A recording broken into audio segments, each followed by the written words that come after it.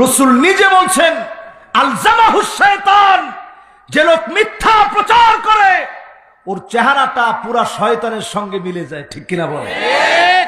এই জন্য আমাদের দেশে একজন বিচারপতি ছিল। কিরকম বিচারপতি বাপরে বাপ!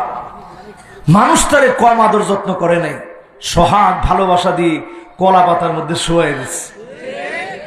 এরপরে সিলেটে তাকে এমন মেহমানদারি করছে, আজিম মেহমানদারি, যেই মেহমানদারির বর্ণনা দিয়ে শেষ করার মতো নয়।